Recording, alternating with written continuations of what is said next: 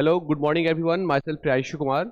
और last class में हम लोगों ने देखा था क्या, फार्मास्यूटिकल इनकम्पेटेबिलिटी, है ना। ये क्या था, वे वैसी अशुद्धि थी जो हम लोग को फार्मास्यूटिकल प्रिपरेशन डोजेस फॉर्म बनाने के टाइम पे हम लोग फेस करते हैं। तो ये कैसा इनकम्पेटेबिलिटी क्या होता है? Incompatibility refers to undesirable reaction. ये अनडिजायरेबल रिएक्शंस होता है।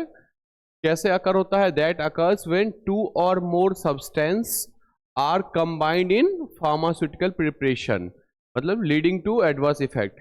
जब दो या दो से अधिक तब एपीआईज या ड्रग सब्सटेंस को हम लोग मिक्स करते हैं, तो उस केस में क्या होता है कि कभी कभी उसके कंबाइन होने के बाद जो फार्मास्यूटिकल प्रिपरेशन होता है वो एडवर्स इफेक्ट को कॉज करता है या लीड करता है। ठीक है ना, वो होता है क्या हमारा इनकम्पेटेबिलिटी, मतलब वो आपस में जो है सो कंपेटेबल नहीं है उसके वजह से। तो ये चीज़ हम लोग देखे थे लास्ट क्लास में, उसका इंपॉर्टेंस भी देखे थे कि क्यों हम लोग चेक करते हैं। और क्या क्लासिफिकेशन देखे थे। क्लासिफिकेशन कितना था इसका? तीन तरह टाइप्स का। कौन कौन सा? फिजिकल, केमिकल और थेरापेटिकल। तो लास्ट क्लास में हम लोगों ने फिजिकल इनकम्पेटेबिलिटी को पूरा देख लिया था, है ना। फिजिकल इनकम्पेटेबिलिटी क्या होता है? वैसा चेंजेस जिसमें उसका फिजिकल, मतलब जो फिजिकल ये है ना स्टेट या फिजिकल चेंज होगा, मतलब उसमें केमिकली रूप से कोई भी चेंजेस नहीं होंगे, फिजिकली चेंजेस होंगे। लाइक उसका टेस्ट, ऑर्डर, टेक्सचर, है ना, वो सब चीज जो है सो इसमें चेंज होगा। क्या क्या चेंज होता है? It may change in colour, odour, taste, viscosity, appearance, है ना। तो ये सारी चीजें जो है सो फिजिकल चेंज में आएगा। और फिजिकल चेंज में एग्जाम्पल क्या क्या था? इमिसिबिलिटी, है ना, वो आपस में मिक्स नहीं हो रहा था। इनसॉल्युबिलिटी, है ना, आपस में सॉल्यूबल नहीं था, आपस में वो सॉल्यूबल नहीं हो पा रहा था। और क्या? प्रेसिपिटेशन, मतलब जो हमारा एक एपीआई था वो नीचे जाके प्रेसिपिटेट फॉर्म कर ले रहा है ना, वो चीज हम देखे थे ना लास्ट क्लास में हम लोग। और क्या था? लिक्विफेक्शन। ठीक है, ये चार एग्जाम्पल था हमारे फिजिकल इनकम्पेटेबिलिटी का। अब उसके बाद आज हम लोग देखेंगे हमारा केमिकल इनकम्पेटेबिलिटी। तीन क्लासिफिकेशन था, फिजिकल, केमिकल और थेरापेटिकल, जिसमें से फिजिकल हम लोग लास्ट क्लास में देख चुके हैं। आज हम लोग देखेंगे केमिकल इनकम्पेटेबिलिटी। ठीक है, केमिकल इनकम्पेटेबिलिटी से मतलब क्या लग रहा है आपको कि हाँ, जैसे फिजिकल वाले में क्या था कि उसका फिजिकल टेक्सचर या जो अपीयरेंस है, कलर, ऑर्डर, टेस्ट है, वो चीज जो है सो उसमें अफेक्ट हुआ था, है ना। सेम उसी तरह से केमिकल इनकम्पेटेबिलिटी में क्या होगा कि ये वैसे इनकम्पेटेबिलिटी हैं जिसमें हमारा जो प्रोडक्ट है, जो ड्रग प्रोडक्ट है, वो केमिकली रूप से अफेक्ट होगा उसमें। ठीक है, उसका जो केमिकल नेचर है वो अफेक्ट होगा। क्या होगा इसमें? ये केमिकल इनकम्पेटेबिलिटी होता क्या है? व्हेन टू और more non compatible substances are or ingredients of prescription are mixed together. जब दो या दो से अधिक, मतलब ये सेम मैंने फिजिकल इनकम्पेटेबिलिटी में भी बताया था, उसमें भी दो या दो से अधिक एपीआई या ड्रग्स ही मिक्स होते हैं। तो ये इसमें भी क्या है? दो या दो से अधिक नॉन कंपेटेबल या इनकम्पेटेबल, है ना, जो आपस में कंपेटेबल नहीं होगा, वैसे ड्रग्स सब्सटेंस या वैसे इंग्रेडिएंट्स को हम लोग जब मिक्स कर देंगे ना, तो उसके वजह से क्या होगा? A chemical change text place and an inactive और टॉक्सिक प्रोडक्ट में बी फॉर्म्ड। मतलब वैसे एपीआईज को मिक्स करने की वजह से क्या होगा? उनका जो इंग्रेडिएंट है, जो एपीआई है, वो क्या हो जाएगा? उसका केमिकल चेंजेस उसके अंदर हो जाएंगे, केमिकल चेंजेस हो जाएंगे। और क्या होगा कि जो उनका जो इनएक्टिव फॉर्म में वो चले जाएंगे। जो एपीआई है हमारा एक्टिव फॉर्म में रहता है, तभी तो वो फार्माकोलॉजिकल या थेरापेटिक इफेक्ट शो करता है हमारे साइड में जाने के बाद, है ना। सेम वही चीज होगा कि अगर वो केमिकली इनकम्पेटेबल होगा तो वो हमारे शरीर में जाने के बाद इनएक्टिव हो जाएगा, वो कोई एक्टिविटी शो करेगा ही नहीं। और क्या हो सकता है? टॉक्सिसिटी कॉज कर सकता है ना। चलिए, और क्या होगा? It may change to the structure as well as pharmacological properties of drug. अब देखिए, कोई भी ड्रग जो है, कोई भी दो या दो से अधिक एपीआई जो है, जब हम उसको मिक्स कर देंगे तो मिक्स करने के बाद मे भी ऐसा हो सकता है कि वो आपस में मिक्स होने के बाद जो है उसका स्ट्रक्चर चेंज हो जाए, है ना, जो उसका केमिकल स्ट्रक्चर है, जो एटम्स जो अरेंज है, जो मॉलिक्यूल्स उसमें अरेंज है, वो मे बी वो अपना जगह जो है सो बदल ले या कुछ इधर उधर होके वो कुछ नया ही फॉर्म कर ले, हो सकता है ना ऐसा। तो और उसके वजह से क्या होगा, और क्या हो सकता है कि उसका फार्माकोलॉजिकल प्रॉपर्टीज जो है वो भी चेंज हो सकती है, कि मान लीजिए वो उसको हम लिए किसी और थेरापेटिक इफेक्ट के लिए और वो हमारे सिस्टमिक सर्कुलेशन में जाने के बाद कुछ और ही इफेक्ट शो कर रहा है, हो सकता है ना ऐसा, ठीक है। और इसका देखिए और क्या है, the change may be immediate or may be after some period, मतलब जो चेंज है ना, जो केमिकली चेंज होगा ना, वो इमीडिएट भी हो सकता है, मतलब बहुत जल्दी भी हो सकता है, या वो क्या है कि कुछ समय बाद भी, मतलब आफ्टर सम टाइम पीरियड, मतलब कुछ समय बाद भी वो मतलब चेंजेस जो है सो देखने को मिल सकता है हमको, ठीक है। वो क्या है, दैट इज डिलेड इनकम्पेटेबल, मतलब डिलेड इनकम्पेटेबल मतलब क्या कि जो अगर जल्दी हो गया है ना तो वो तो हो ही गया, जो अगर थोड़ा एक लॉन्ग टर्म के बाद, लॉन्ग टाइम के बाद होगा उसको क्या बोलेंगे हम लोग, डिलेड इनकम्पेटेबल। डिलेड मतलब क्या, देरी से होने वाला इनकम्पेटेबल। और इसका टाइप क्या होगा, जब अभी हम लोग क्या देख रहे थे, केमिकल इनकम्पेटेबिलिटी देख रहे थे, है ना। इसका केमिकल इनकम्पेटेबिलिटी का टाइप्स क्या क्या होता है, तो पहला है हमारा ऑक्सीडेशन, दूसरा हाइड्रोलाइसिस, तीसरा पॉलीमराइजेशन और चौथा है आइसोमराइजेशन, ठीक है। तो ये सारे टाइप्स बोलिए या उसका एग्जाम्पल बोल दीजिए केमिकल इनकम्पेटेबिलिटी का, ठीक है। अब हम लोग देखेंगे उसमें पहला हमारा क्या है, ऑक्सीडेशन। ऑक्सीडेशन हम लोग केमिस्ट्री में पढ़े ना, ये ऑक्सीडेशन क्या होता है, it is the condition, yes, it is the condition of gain of oxygen and loss of electrons, ठीक है। इसमें क्या होगा हमारा, ऑक्सीजन का गेन होगा और हम लोग इलेक्ट्रॉन जो है सो लॉस करते हैं इसमें, ठीक है। और क्या है, इट कैन डिकम्पोज द,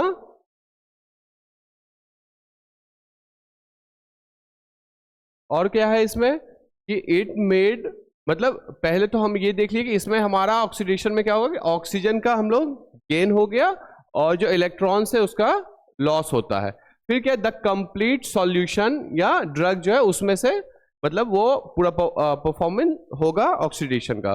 और क्या, it made you to atmospheric oxygen, light, temperature, presence of pre oxidants, मतलब जो ऑक्सीडेशन का जो इनकम्पेटेबिलिटी होता है वो कैसे होता है कि एटमॉस्फेरिक ऑक्सीजन के वजह से, लाइट और टेम्परेचर के वजह से, और क्या उसमें अगर कुछ प्री ऑक्सीडेंट्स वगैरह, कुछ ऐसे सब्सटेंस जो एपीआईज या कुछ भी ऐसा अगर इंग्रेडिएंट्स मिक्स होता है जो प्री ऑक्सीडेंट हो, पहले से जो सो वो ऑक्सीडाइज था, ठीक है, तो उसके मिक्स होने के वजह से भी जो सो ऑक्सीडेशन इनकम्पेटेबिलिटी बाद में कॉज हो सकता है। उसका एग्जाम्पल क्या है हमारा, फेनोलिक कंपाउंड्स या एंटीबायोटिक्स या वोलेटाइल ऑयल्स, ये सब अगर हम मिक्स करते तो मे भी हो सकता है कि आगे चल के वो ऑक्सीडाइज्ड हो जाए और ऑक्सीडेशन इनकम्पेटेबिलिटी कॉज करेगा वो।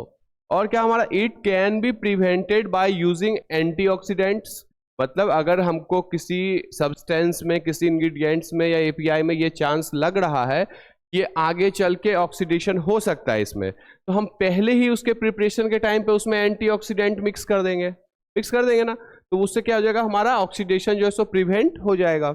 और क्या कर सकते हैं, प्रोटेक्ट फ्रॉम लाइट, मतलब लाइट के प्रेजेंस में भी ऐसा होता है, और using buffer to maintain pH, और हम लोग उसमें बफर को मिक्स कर देंगे ताकि जो है उसका पीएच मेंटेन रहे, ठीक है। ये हमारा ऑक्सीडेशन समझिए, ऑक्सीडेशन इनकम्पेटेबिलिटी क्या होता है। चलिए सेकेंड है हमारा हाइड्रोलाइसिस। हाइड्रोलाइसिस में क्या होगा, इट इज अ कंडीशन और chemical reaction in which water reacts with compound, मतलब इसमें क्या होगा कि जो वाटर है वो कंपाउंड के साथ रिएक्ट करता है और उसके बाद क्या होता है, and breaks its covalent bond, मतलब जो हमारा प्रोडक्ट है, जो हमारा फार्मास्यूटिकल प्रोडक्ट है ना, उसमें क्या होता है कि जो वाटर है वो रिएक्ट करता है और उसके कोवलेंट बॉन्ड को तोड़ने का काम करेगा। और फिर क्या होगा, ब्रेक डाउन ऑफ कंपाउंड, मतलब कंपाउंड जो है वो टूट जाएगा। जब उसके बीच का कोवलेंट बॉन्ड टूटेगा, वो जो हमारा फार्मास्यूटिकल प्रोडक्ट है वो क्या हो जाएगा, ब्रेक डाउन हो जाएगा और क्या है, लीड टू इट्स डिकम्पोजिशन।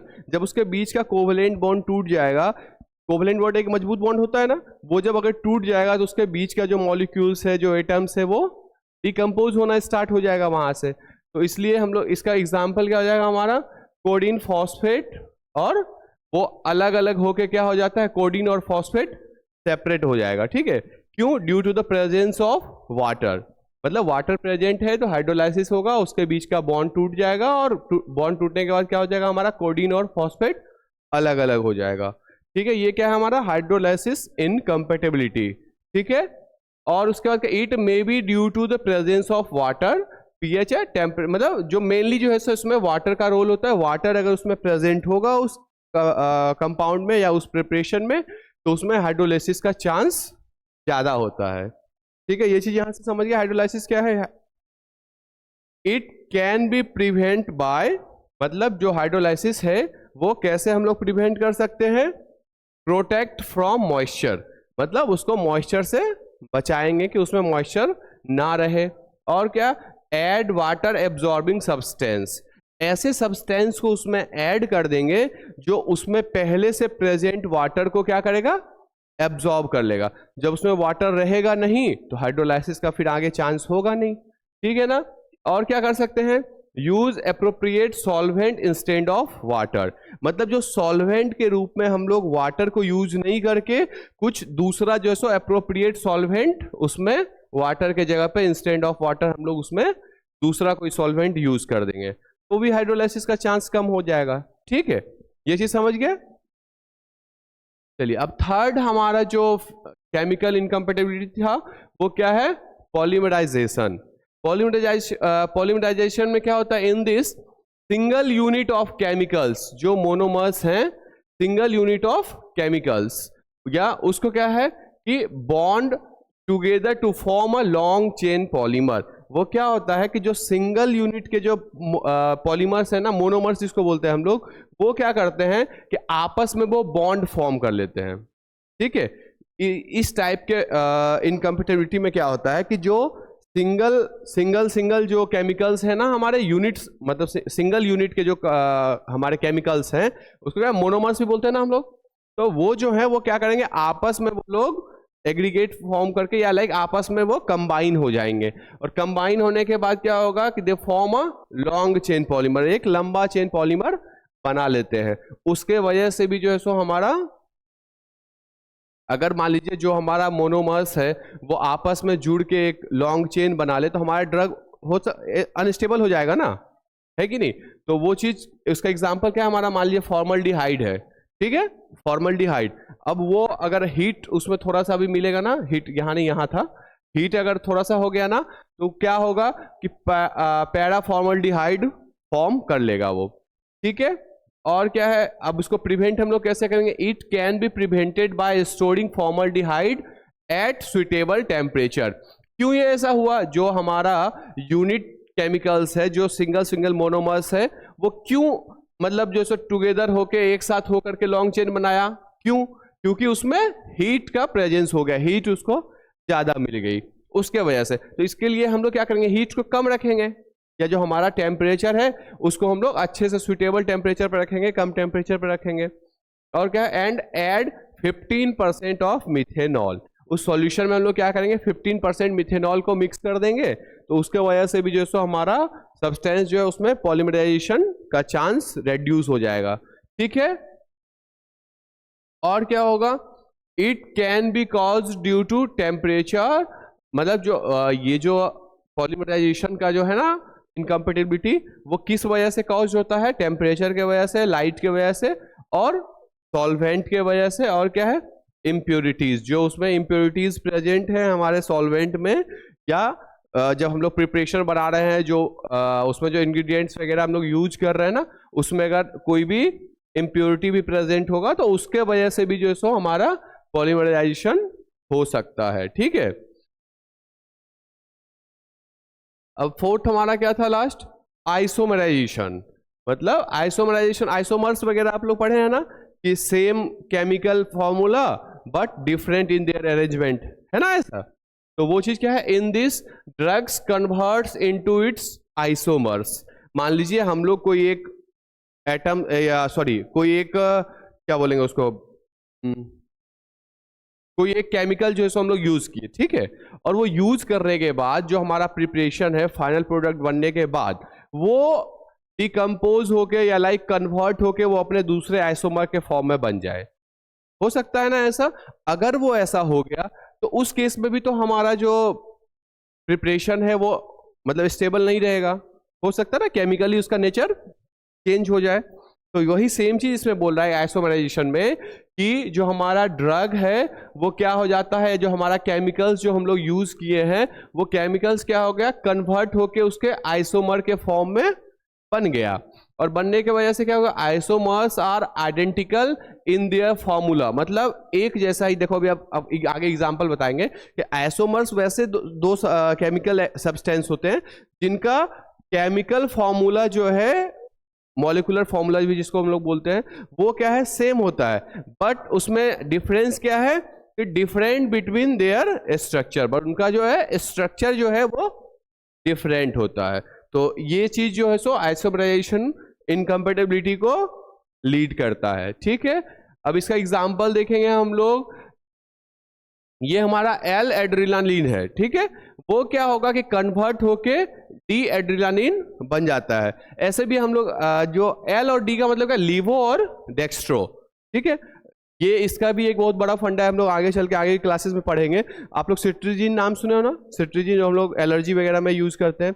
एक सिट्रीजिन होता है, एक लीवो सिट्रीजिन होता है ना। तो वो लीवो और डेक्स्ट्रो, उसका मेन मतलब ये होता है कि अगर उसको हम लोग ऑप्टिकली देखते हैं ना, कि ऑप्टिकली अगर वो एक्टिव है और लेफ्ट हैंड साइड अगर वो मूव कर रहा है वो उसका लीवो फॉर्म होता है, और राइट साइड अगर वो ऑप्टिकली मूव कर रहा है, ठीक है, तो वो डेक्स्ट्रो होता है। बट और एक चीज और आपको बता दूं मैं कि जो लीवो फॉर्म होता है ना वो ज्यादा स्टेबल होता है, ठीक है, और वो ज्यादा जो सो एक्टिव होता है ऐसा। तो जो हमारा एल एड्रिनालिन है, क्यों हम लोग एल एड्रिनालिन ही क्यों यूज करेंगे, अभी मैंने आपको बताया कि जो लीवो फॉर्म होता है वो ज्यादा स्टेबल होता है ना। तो हमारा जो एल लीवो एड्रिनालिन है वो क्या होता है कि डेक्स्ट्रो फॉर्म में कन्वर्ट हो जाता है। तो इस वजह से मतलब वो थोड़ा सा इनकम्पेटेबल हो गया हमारे यूज के लिए। It is due to change in temperature और पीएच, टेम्परेचर और पीएच के आपस में चेंज होने के वजह से ये कॉज होता है। अब देखिए हम लोग थोड़ा सा देख लेते हैं, ये क्या है, मान लीजिए C2H6O है, ठीक है, और मतलब इसका मॉलिक्यूलर फॉर्मूला और पॉसिबल स्ट्रक्चर इसका दो बन सकता है। पहला हमारा इथेनॉल है और दूसरा डाइमिथाइल ईथर है। क्यों, इसमें भी देखो कार्बन 1 2 है ना, उसके बाद हाइड्रोजन 1 2 3 4 5 6 है, ऑक्सीजन 1। सेम वही चीज है, C2H6 है ना, और O1 है। तो उसको ये अगर इस टाइप से वो अगर स्ट्रक्चर बना होगा तो क्या होगा हमारा, वो इथेनॉल हो जाएगा। और सेम जब थोड़ा सा स्ट्रक्चर बस अलग हो गया, इसमें भी देखो C1 2 H1 H2 H3 H4 H5 H6 है इसमें भी, और O1 इसका भी सेम मॉलिक्यूलर फॉर्मूला है, C2 है, H6 तो H6 है, O1 बट उसका क्या है कि आप देखो दोनों का अरेंजमेंट जो है बस थोड़ा सा डिफरेंस हुआ अरेंजमेंट में, और जो है सो हमारा पूरा का पूरा सब्सटेंस ही चेंज हो गया। यहाँ इथेनॉल था और ये डाई मिथाइल ईथर बन गया, है ना। तो ये इस चीज के वजह से अगर उनका अरेंजमेंट जो हमारे प्रोडक्ट में एटम्स का है वो अगर थोड़ा सा भी इधर उधर डिफरेंट होता है तो जो हमारा पूरा प्रोडक्ट है वो अनस्टेबल हो जाएगा, है ना। तो इस वजह से जो हमारा आइसोमराइजेशन है वो भी एक इनकम्पेटिबिलिटी को लीड करता है। अब हम उसको प्रिवेंट कैसे करते हैं, it can be prevented bye manage temperature. हम लोग उसका टेम्परेचर को मैनेज करेंगे, और क्या, पीएच, सॉल्वेंट एंड इम्प्योरिटीज, मतलब उसमें जो इम्प्योरिटीज है या जो उसका पीएच है मे बी अगर चेंज हो जाए तो उसके वजह से भी जो है सो वो आपस में उसका केमिकल फॉर्मूला जो है अरेंजमेंट जो है वो अलग हो सकता है may be. It can be further divided into 2 types. जो हमारा आइसोमराइजेशन इनकम्पेटिबिलिटी है वो 2 पार्ट में फर्दर डिवाइड होता है। कौन कौन सा? एक टॉलरेटेड और एक एडजस्टेड। तो हमारा पहला क्या है?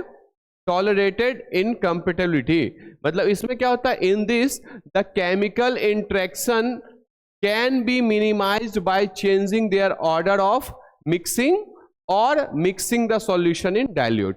मतलब जो हम लोग केमिकल्स जो यूज कर रहे हैं हमारे फार्मास्यूटिकल प्रोडक्ट को बनाने के लिए, तो उसका जो ऑर्डर है, जिस ऑर्डर में हम लोग उस केमिकल्स को मिक्स कर रहे हैं, तो उस ऑर्डर्स को अगर हम लोग मे भी थोड़ा सा अलग कर दे कि पहले इसको नहीं मिला के उसको मिला ले, पहले उसको नहीं मिला के उसको बाद में मिला ले, ऐसा अगर कुछ कर देते हैं तो उसके वजह से भी जो है हमारा इनकम्पेटिबिलिटी को हम लोग रिड्यूस कर सकते हैं। ठीक है।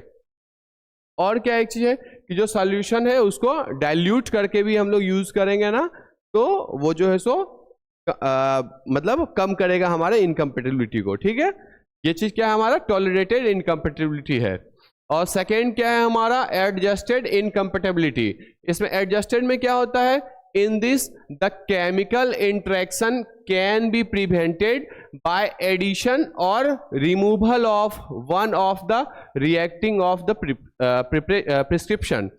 जो ऐसा एक मतलब एपीआई या वैसा एक इंग्रेडिएंट जिसके वजह से ये इनकम्पेटिबिलिटी कॉज हो रहा है, ठीक है, उस एक केमिकल को ही हम लोग या तो उसमें रिमूव कर देंगे या कि कोई ऐसा उसमें ऐड कर देंगे जो उसके इनकम्पेटिबिलिटी को कॉज होने नहीं देगा।